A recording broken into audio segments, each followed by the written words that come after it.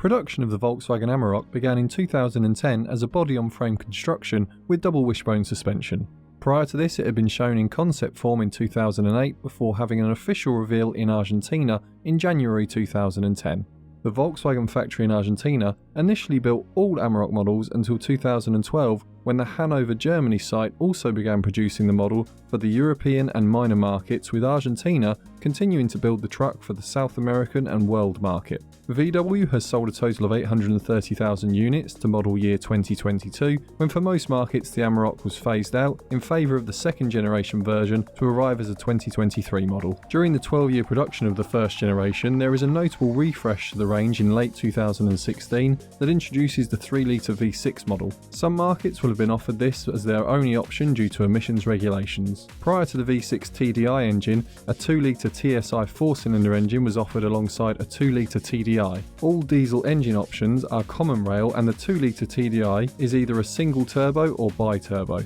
Curb weight ranges from 1,872 to 2,324 kilograms, depending on engine specification. Tow capacity ranges between 2,800 kilograms for early 2-litre TDI models. This rises to 3,200 kilograms on the more powerful models, but as far as we are aware, no version of the first generation Amarok is capable of towing 3,500 kilograms. Load capacity is generous, with the bed able to accommodate a full-size pallet, and a Euro-size pallet is possible to be loaded sideways. We should note some models prior to 2016 were not capable of carrying a 1-ton load in the bed, with the maximum rate of 862 kilograms. If you purchase one of these models fitted with the softer rear suspension in a variety of countries, including the United Kingdom, the vehicle does not qualify for light commercial vehicle taxation. Check payload limits before purchase so you know which model you are buying. First up in our guide, we have several recalls from Volkswagen to be aware of when purchasing an Amarok. Single cab models built between 2010 and 2013 were recalled for a potential fuel leak. If this recall has been performed, VW should have a record either on their internal network. Model years 2014 to 2015 were recalled for a check of the front brake calipers to make sure the caliper retaining bolts were tightened to the correct specification. This issue shouldn't be too much of a concern today, as any impacted vehicles would have likely had their brakes checked or changed during service intervals. But it doesn't hurt to ask if you are speaking to someone who has owned the vehicle since the recall was put in place. Two more faults isolated to the single cab variants of the Amarok were airbag recalls in 2016 and 2017 model years, and a software update on the 2-litre diesel engine coded EA189 for the 2015 models. Finally, the 3-litre V6 TDI variant produced for a variety of world market vehicles on model year 2017 and 2018 were recalled for power-assisted steering fault caused by a hydraulic fluid loss on January 2018. Next up are the common faults to look out for on any used Amarok, and a reminder that our lists are non-exhaustive, so if you do know of any other common faults, please add them in the comments below to help others. Premature wear of the clutch has been known in manual transmission vehicles. If you find one that has had a recent clutch change, ask the owner if this is the first time it has been replaced, to understand if the vehicle may be suffering from another mechanical issue causing faster wear to the friction plate. Rust appears on the roof and can be easy to miss due to the height of the vehicle, and we found this mentioned enough times to make our list of common faults. Universal joints and drive shafts can wear at a faster rate if the vehicle has been used on rugged terrain or done a lot of towing. If you see a tow bar fitted or signs of off-road use, have a look underneath to make sure that the axles, the rubber boots and the hubs look in acceptable condition for the age and mileage of the vehicle. Check the spare wheel to see if the lift cable is not snapped, as this is a common failure. The majority of other common issues are centred around the engines, which we'll move on to in a moment, but we did also find some owners suffering electrical faults. Make sure that all the doors lock and unlock as expected, and that the media system, along with electrical items, function as they should before handing over your hard-earned money. Before we discuss the engines, a quick reminder that you can also check out our website and our podcast for more from the miles driven, along with a host of other buyer's guides on our YouTube channel for lots of different vehicles should you be considering several options. As ever, we really appreciate every like the video gets and every subscriber to the channel. Now on to the motors. Starting with the only engine that was offered in some markets throughout the life of the first generation Amarok, the 2-litre TSI motor creates 162 brake horsepower and 221 foot-pounds of torque, or 300 Newton meters. This is a very common engine across the Volkswagen range, and first up you should note the two engine codes of P2293 and P0087. Either of these codes are likely indicating a failed high-pressure fuel pump. A cause of this failure can be the control module overheating. and so having a professional check this is important as it will render the vehicle inoperable until the module cools as it begins to completely fail.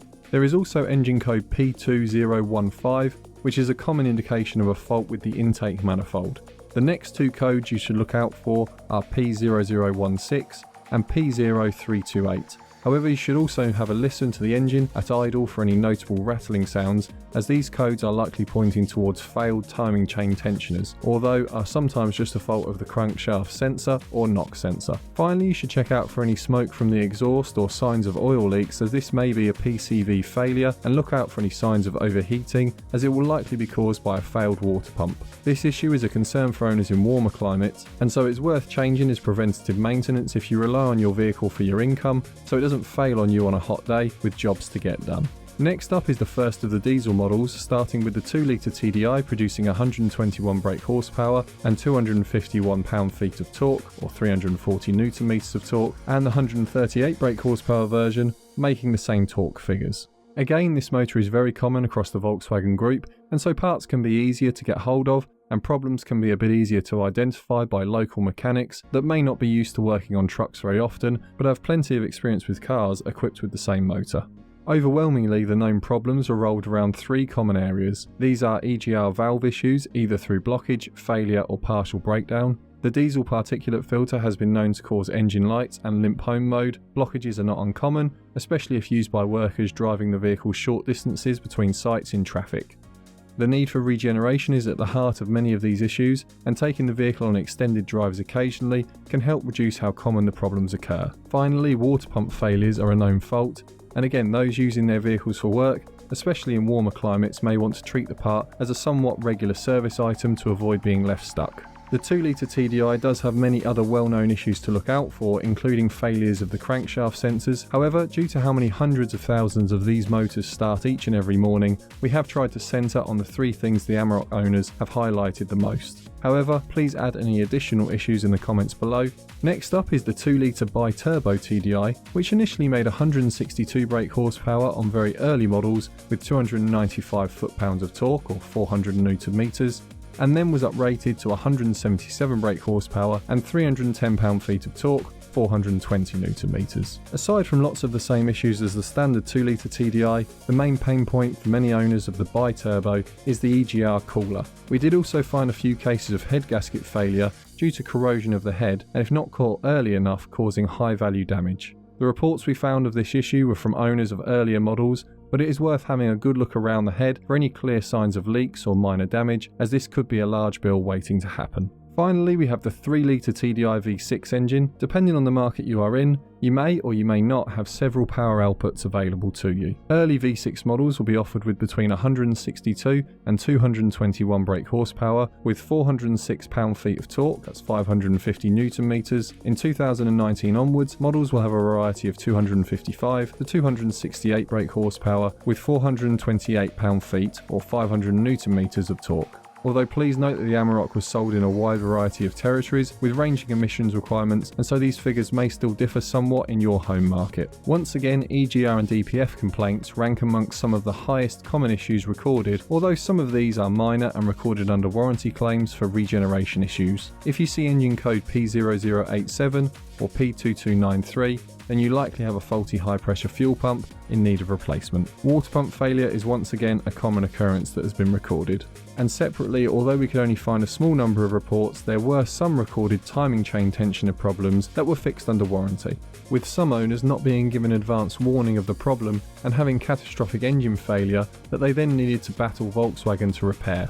We should stress that this was not an issue we found regularly, but makes it worth giving the motor a listen to at idle before purchase, and periodically checking to listen in case you buy a vehicle that develops a fault. Catching it early is important to avoid suffering engine fault beyond economical repair.